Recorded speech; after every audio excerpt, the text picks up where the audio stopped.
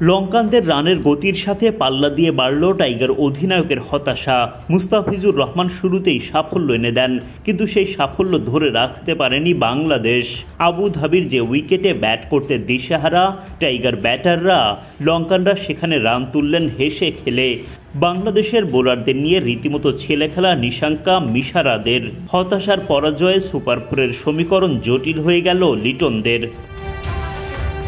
ব্যাটারদের ব্যর্থতায় শ্রীলঙ্কাকে মাত্র 140 রানের লক্ষ্য দেওয়ার পর বোলিংয়ে নামে বাংলাদেশ। টাইগারদের হয়ে প্রথম সাফল্যের দেখা পান মুস্তাফিজুর রহমান। লিটনের ক্যাচে কুশল মেন্ডিসের বিদায় ঘণ্টা বাজে। 13 রানের মধ্যে প্রথম উইকেটের দেখা পায় বাংলাদেশ। দ্রুত উইকেট হারালেও কামিল মিশারা ও পাথুম নিশাঙ্কার আক্রমণাত্মক ব্যাটিংয়ে পাওয়ার প্লে শেষ হওয়ার আগেই দলীয় 50 পূরণ করে ফেলে শ্রীলঙ্কা। দলীয় 50-র পর শতকও পূরণ করে ফেলেন মিশারা নিশাঙ্কারা। বাংলাদেশের বোলাররা কেবল দেখেই গেলেন, সহজে জয়ের পথ খুঁজে পায় লঙ্কানরা। চেষ্টা চালিয়েও আর ম্যাচের মোড় ঘোরাতে পারেনি বাংলাদেশ। দুর্দান্ত জয়ে সুপার ফোরের পথ সুগম রাখল শ্রীলঙ্কা। এশিয়া কাপে নিজেদের দ্বিতীয় ম্যাচে শ্রীলঙ্কার মুখোমুখি হয় বাংলাদেশ দল। টস জিতে টাইগারদের আগে ব্যাটিংয়ে পাঠায় লঙ্কানরা, কিন্তু ব্যাটিংয়ে নামতে না নামতেই বিপদ শুরু লিটন বাহিনীর। বাংলাদেশের হয়ে ইনিংস শুরু করতে নামেন তানজিদ তামিম ও পারভেজ ইমন।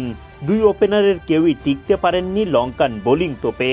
প্রথম ওভারেই নুয়ান তুষারার ইনসুইঙ্গারে উড়ে যায় তামিমের স্টাম্প। ব্যাট হাতে কোনো জবাবই খুঁজে পাননি এই ওপেনার। 6 বল খেলে ডাকের শিকার হয়ে মাঠ ছাড়েন তামিম। পরের ওভারে আরেক ওপেনার পারভেজ ইমনের উইকেটও হারিয়ে ফেলে বাংলাদেশ। দুষ্মন্ত চামিরার ভেলকিতে উইকেটের পেছনে কুশল মেন্ডিজের গ্লাভসে ক্যাচ দিয়ে বিদায় নেন ইমন। 4 বল মোকাবিলা করে তিনিও রানের খাতা খুলতে পারেননি। দুই ওপেনারই ডাকের শিকার। 0 রানে জোড়া উইকেট হারায় বাংলাদেশ। ইনিংসে 14 বল মোকাবিলা করার পর রানের খাতা খুলতে পারে টাইগাররা।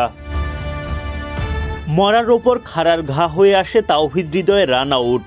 ঝাঁপিয়ে পড়েও নিজের উইকেট রক্ষা করতে পারেননি এই ব্যাটার।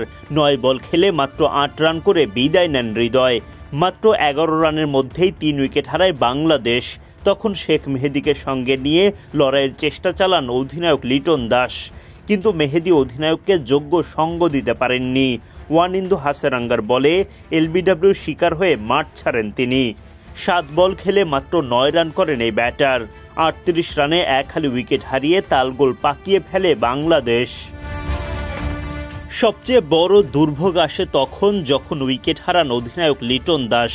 হাসারাঙ্গার বলে অযথায় রিভার্স সুইপ করতে গিয়ে ক্যাচ দিয়ে ফেলেন।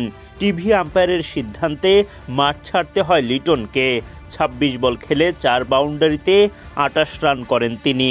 মাত্র 53 রানে 5 উইকেট হারায় বাংলাদেশ। হতশ্রী দশা থেকে দলকে টেনে তুলে 17 রানের গণ্ডি পার করতে ভূমিকা রাখেন শামীম পাটোয়ারি ও জাকের আলী অনিক। যদিও তাতেও তেমন বড় পুঁজি পাওয়া হয়নি। মাঝারি মানের পুঁজি নিয়েই সন্তুষ্ট থাকতে হয় বাংলাদেশকে।